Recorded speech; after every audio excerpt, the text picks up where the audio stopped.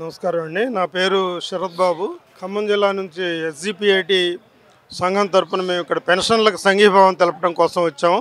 ముఖ్యంగా ఈ ప్రభుత్వం ఎన్నో వాగ్దానాలని చేసి అధికారంలోకి పెన్షనర్ల సహాయం కూడా తీసుకొని రావడం జరిగింది. అధికారం పొందిన తర్వాత ఆర్థిక భారం సాగుతోటి పెన్షనర్లకు ఇవ్వాల్సినటువంటి ముఖ్యంగా గత 20 నెలల నుంచి రిటైర్ అయినటువంటి పెన్షనర్లకు రావాల్సినటువంటి న్యాయమైన బకాయిలను కూడా ఇవ్వకుండా చాలా జాప్యం చేస్తూ వాళ్ళని మనోవేదకు గురి చేయడం జరుగుతుంది. ఈ క్రమంలోనే దాదాపు 26 మంది పైగా బలవన్మరణం అంటే ఆత్మహత్యలు చేసుకొని చనిపోయారు. అది ఎంతో బాధాకరమైనటువంటి విషయం. ప్రభుత్వం ఈ తెలంగాణ ప్రభుత్వం అన్ని రాష్ట్ర ప్రభుత్వాల కంటే చెడ్డ పేరును మోయటం జరుగుతుంది ఈ పెన్షనర్ల సమస్యలను పరిష్కరించకపోవటం వల్ల. అందుకని పెన్షన్ల సమస్యలను తక్షణమే పరిష్కరించాలని మేము ఎస్జిపిఐటి ఖమ్మం జిల్లా శాఖ తరఫున కోరుతున్నాం. ఏంటి ఈ ప్రభుత్వం ఎందుకు చెల్లించట్లేదు మీ బకాయిలు? అంటే మీ అవసరం లేదా ఇక ప్రభుత్వానికి? ఎందుకు ఈ ప్రభుత్వం ఏమని భావిస్తాం? ప్రభుత్వం ఏమని భావిస్తుందనంటే, ముందుగా మేము తెలంగాణ సోషల్ పెన్షనర్స్ ప్రభుత్వ వైద్య ఆరోగ్య శాఖ ఉద్యోగుల సంఘం, నేను రాష్ట్ర అధ్యక్షుని భరత్ సత్యనారాయణ, తర్వాత మా వైద్య ఆరోగ్య శాఖ ఎంప్లాయీస్ పెన్షనర్స్ అసోసియేషన్.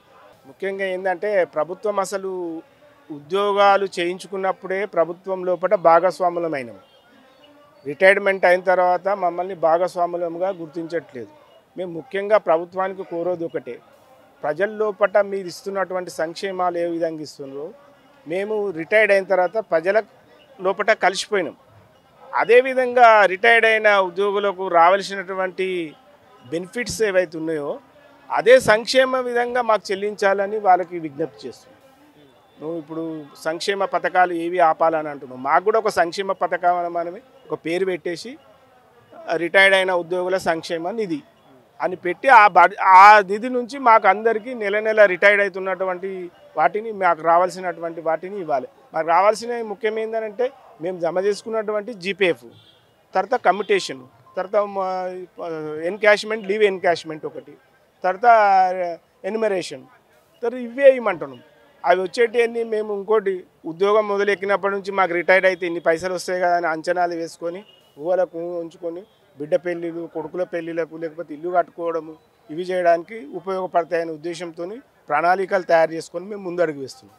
మరి అటువంటి పరిస్థితుల్లో మేము ఏమేం కావాలో మీ ప్రభుత్వమే చెప్పాలి. మరి ఆల్రెడీ ఇప్పటికీ ఆత్మహత్యలు, అనారోగ్యంతో చనిపోతున్నారు. ఇంకోటి హెల్త్ కార్డు కూడా లేదు. పోనీ కనీసం మీరు హెల్త్ కార్డు రిటైర్డ్ అయిన ఉద్యోగులకు అని ఇవ్వండి. ఇప్పుడు రెగ్యులర్ ఉద్యోగులకు, పెన్షనర్లకు అని పెడుతున్నారు. అనారోగ్య సమస్యలు వచ్చేటి రిటైర్డ్ ఉద్యోగులకు. అట్లీస్ట్ హెల్త్ కార్డు అనేది రిటైర్డ్ ఎంప్లాయీస్కు, పెన్షనర్స్కు మొదలు శాంక్షన్ చేసి ఏది ఇంప్లిమెంటేషన్గా మాకు ఇవ్వండి అని కోరుతున్నాం. అదేవిధంగా మీరు పెద్ద మనసుతోని ప్రభుత్వం ఆలోచించి మేము ఇప్పుడు ఈరోజు ధర్నా చౌక్ దగ్గర ధర్నా చేస్తున్నాం. మరి ధర్నా చౌక్ దగ్గర ఎవరు ధర్నాలు చేస్తారు? ఆకలి గుండి అలమటించి బాధలతోటి చేసేటటువంటి వాళ్ళు చేస్తారు. మరి మా పరిస్థితి 62 తర్వాత 65 నుంచి 85 ఎండ వరకు ఉన్నటువంటి వీళ్ళందరూ కూడా వచ్చి మాకు మద్దతు తెలిపి మాకు రావాల్సినటువంటి బెనిఫిట్స్ను మాకు ఇప్పించాలని కోరుతూ ఈరోజు ధర్నా కార్యక్రమం. కాబట్టి ప్రభుత్వానికి మేము ఒకటే కోరుతున్నాం, మాకు సంక్షేమ నిధిని ప్రత్యేక బడ్జెట్ అయినటువంటి బడ్జెట్ను రిలీజ్ చేయండి. రిటైర్డ్ అయినటువంటి వ్యక్తులకు ఏమేమి రావాలో అవన్నీ చెల్లించాలని ఈ ధర్నా చౌక్ ద్వారా మేము విజ్ఞప్తి చేస్తున్నాం. ఈ ధర్నాను చూసన్నా కళ్ళు తెరిచి ప్రభుత్వం వెంటనే రిటైర్ అయినటువంటి ఉద్యోగస్తుల యొక్క బకాయిలను వెంటనే విడుదల చేయాల్సిందిగా కోరుతా ఉన్నాం. అదేవిధంగా ఈహెచ్ఎస్ 186 జీవోలో ఆల్రెడీ గత ప్రభుత్వం ఇచ్చినట్టు జీవోను అబెన్స్లో పెట్టి కాలక్షేపం చేస్తూ ఉన్నది. కమిటీలు వేసుకుంటూ తర్వాత వేరే రాష్ట్రాల్లో ఏ విధంగా ఉందో ఎట్లా అమలు అవుతుందో దాన్ని గురించి చర్చించి తీసుకోవాలి అని టైంపాస్ చేస్తూ ఉంది. కానీ ఈహెచ్ఎస్ని ఎంబడే అమలు చేసే విధంగా మరి ప్రభుత్వం చర్యలు తీసుకోవాల్సిందిగా కోరుతా ఉన్నాం. అదేవిధంగా 5 బకాయి పడ్డ డిఎల్లు విడుదల చేయాలి. పిఆర్సీని కూడా ఆల్రెడీ కమిటీ రిపోర్టు కూడా ప్రభుత్వానికి రావడం జరిగింది. దాన్ని అమలు చేసే విధంగా కూడా ప్రభుత్వం చర్యలు తీసుకోవాలి. ప్రభుత్వోద్యోగస్తుల్ని నిర్లక్ష్యం చేయకుండా తగిన విధంగా ఏదైతే ప్రభుత్వం ఇవ్వాల్సినటువంటి ఏవైతే పెండింగ్లో ఉన్నటువంటి అన్ని బకాయిలను కూడా వెంటనే విడుదల చేయవలసిందిగా కోరుతా ఉన్నాం. సార్ ఇదే ఇదే ఇందిరా పార్క్ దగ్గర మీరు గతంలో కూడా చేశారు, 2 నెలల క్రితం 3 నెలల క్రితం చేశారు, నేను కూడా అప్పుడు తీసుకున్నా. మళ్ళీ అప్పుడు చేశారు, మళ్ళీ మధ్యలో ఊకున్నారు, మళ్ళీ ఇప్పుడు చేస్తూ ఉన్నారు. ఎందుకు ప్రభుత్వం నుంచి స్పందన లేదా ఏంటి? ఈ మహాధరణ కార్యక్రమం చేపట్టడానికి ముఖ్య కారణం ఇదివరకు కూడా మేము ధర్నా చేశాము. అప్పటి నుంచి ఇప్పటి వరకు కూడా గవర్నమెంట్లో ఎలాంటి చలనం లేదు. మాకు వచ్చే బకాయిలు కూడా ఇప్పటి వరకు అందలేదు. దానికి కారణంగా ఎంతోమంది రిటైర్ అయిన పెన్షనర్స్ కూడా ఆత్మహత్య చేసుకున్నారు బకాయిలు రాక. ఇది ఎంతో బాధాకరం. ఇలాంటిది ప్రభుత్వం ఇక ముందు కూడా జరగకుండా చూసి మాకు వచ్చే డబ్బులు తప్పకుండా వెంటనే చెల్లించాలి. మా పెన్షనర్స్ అంటే ఆల్ సీనియర్ సిటిజన్సే కాబట్టి వాళ్లకు దీర్ఘకాలిక రోగాలు వస్తూనే ఉంటాయి. వీటికి గాను ఈహెచ్ఎస్ అనేది వెంబడే గత దశాబ్ద కాలంగా మేము ఎదురు చూస్తున్నాం. ఈహెచ్ఎస్ క్యాష్లెస్ ట్రీట్మెంట్ అనేది పెన్షనర్కి అందాలి. అలాగే పెండింగ్ ఉన్న డిఏలు ప్లస్ పిఆర్సీ కూడా తక్షణమే చెల్లించి ఈ పెన్షనర్స్ ఆదుకోవాలని ఈ ప్రభుత్వాన్ని కోరుచున్నాను. మాది Telangana retired guide officers association. 31/10/2025 అంటే ఈ 19 నెలల కాలం నుంచి మరి బకాయిలో ఉన్నటువంటి రిటైర్మెంట్ అయినటువంటి పెన్షనర్లకు ప్రభుత్వము మరి ఇవ్వాల్సినటువంటి పెన్షన్ బెనిఫిట్స్ ఇవ్వక ఎంతోమంది మనస్తాపం చెంది మరి మరణించడం జరిగింది. ఎందుకు అంటే పిల్లల పెళ్లిలకు కానీ లేకపోతే వాళ్ళ చదువుల గురించి కానీ అదేవిధంగా వైద్య ఖర్చులకు కానీ రకరకాల ఒక ప్లాట్లకు ఒక అపార్ట్మెంట్కు ఒక ఇల్లు కొనుక్కోవడానికి వాళ్ళ ప్రణాళికలు వేసుకున్నటువంటి సందర్భంగా ప్రభుత్వం మరి డబ్బులు ఇవ్వకపోతే అవన్నీ పటాపంచలైపోయి మనస్తాపకు గురై పిల్లల యొక్క అవమానాన్ని కూడా మరి భార్య పిల్లల యొక్క అవమానం కూడా మరి వారు ఎదుర్కోవాల్సిన అవసరం ఉంది. అటువంటి పరిస్థితిలో కొంతమంది మరణించడము ఇలాంటి దురదృష్టకర జరిగినాయి. ఇప్పటికీ లెక్క ప్రకారం 26 మంది చనిపోయారు. ఇప్పుడు 13,000 మందికి ఇంకా బకాయిలు రావాల్సిన అవసరం ఉంది. ప్రభుత్వం వేరే స్కీమ్స్ ఏం చేసినా మాకు సంబంధం లేదు, కానీ ఉద్యోగులకు ఈ పెన్షన్ రావాల్సిన బకాయిలు ఇమ్మడి ఇవ్వాలని చెప్పి మేము ప్రభుత్వాన్ని డిమాండ్ చేస్తూ ఉన్నాం. ఈరోజు క్యాబినెట్ మీటింగ్ కూడా జరుగుతూ ఉంది.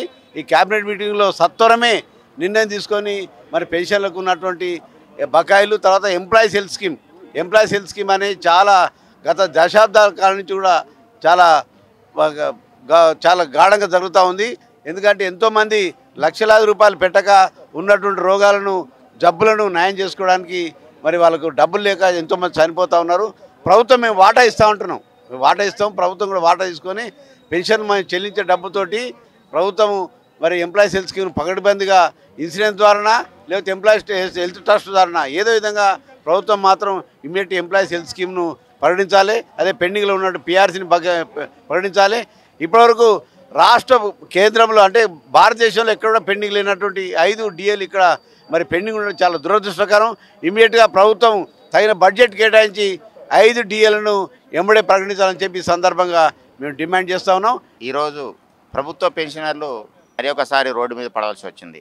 75 నుంచి 85 సంవత్సరాలు పైబడిన వాళ్ళు నడవడానికే ఇబ్బంది పడుతున్న ఈ సిచ్యువేషన్లో రోడ్డు మీదకి వచ్చేసేసి ప్రభుత్వం వారు చేస్తున్న అరాచకాలు ఎందుకని చెప్పాలంటే మాకు రావాల్సిన డబ్బులు మాకు ఇవ్వకుండా మాకు తిప్పలు పెట్టుకుంటుంటూ చాలా విధంగా మాకు ఇబ్బంది పెడుతుంది. ప్రభుత్వం ఈ విధంగా చేయడం అయితే సమంజసం కాదు. ఎందుకంటే మేము ఫ్రీ స్కీములు మేమేం వాడతలేం, మా డబ్బులు మాకు ఏమని చెప్పారు. మేము నౌకరు చేసేటప్పుడు మేము డబ్బులు దాచుకుంటున్నాం.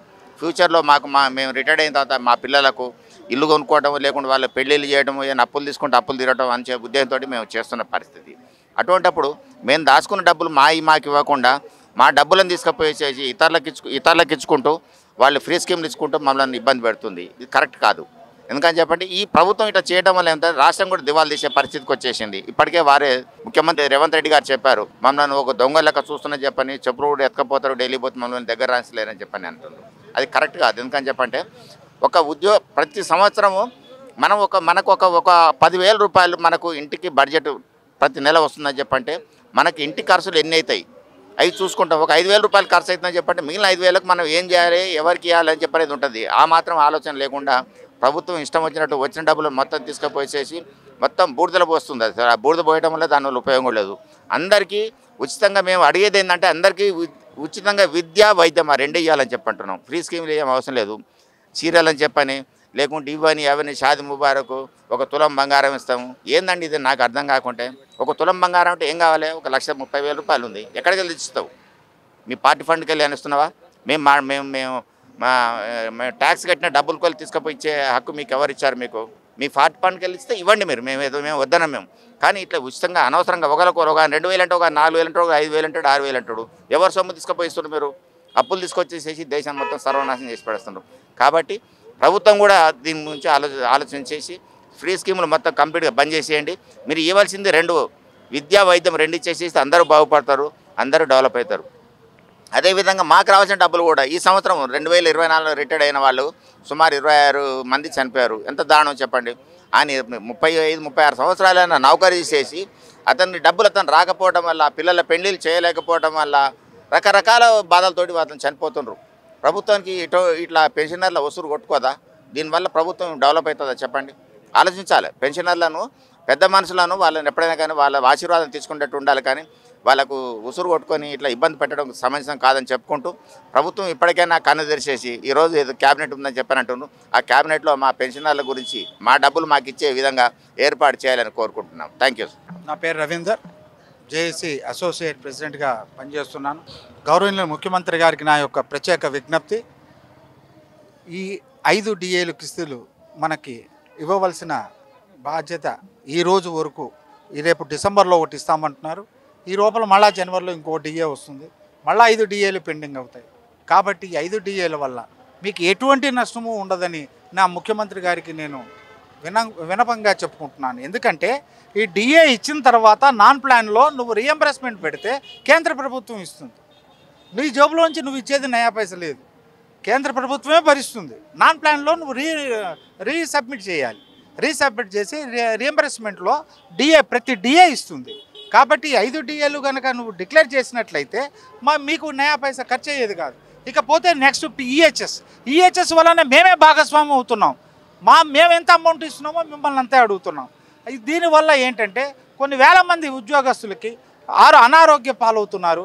అటువంటి వారికి ఈహెచ్ఎస్ స్కీమ్ ఒక శ్రీరామ రక్షగా పనిచేస్తుంది. కాబట్టి వారికి ఆ ఉద్యోగస్తులకి ఈహెచ్ఎస్ స్కీమ్ని ఈరోజు క్యాబినెట్ జరుగుతుంది కాబట్టి క్యాబినెట్లో మాకు ఈహెచ్ఎస్ స్కీమ్ను ముఖ్యంగా అతి ముఖ్యమైనటువంటి డిమాండ్స్, తర్వాత పిఆర్సి, ఈ అన్నీ ఇచ్చేస్తే మా ఎటువంటి అరమరికలు లేకుండా ఉద్యోగస్తులు సుఖశాంతులతో నివసిస్తారని నేను ముఖ్యమంత్రి గారికి ప్రత్యేకంగా విజ్ఞప్తి చేస్తూ మరీ చెప్తున్నాను. మీరు విశ్రాంతి తీసుకునే ఈ సమయంలో ఇక్కడికి వచ్చి అవిశ్రాంతంగా పోరాడుతున్నారు కదా, గతంలో చేశారు, ఇప్పుడు చేశారు, ఇవి ఏమన్నా మీకు సాధ్యమవుతుంది, ప్రభుత్వం ఇస్తుందన్న హోప్ ఉందా మీ దగ్గర? హోప్ ఉన్నది అంటే చేసే వాళ్ళకు హోప్ ఉంటుంది. ఎందుకంటే అతను జోబులోంచి మేము డబ్బులు అడగట్లేదు, ఆ ప్రభుత్వ ఖజానాలో నుంచి అడగట్లేదు. డిఏ కేంద్ర ప్రభుత్వం మనకి శాంక్షన్ చేస్తుంది. అటువంటి డిఏనే ఇవ్వమంటున్నాం. ఆ డిఏ కేంద్ర ప్రభుత్వమే రీఎంబర్స్మెంట్ చేస్తుంది.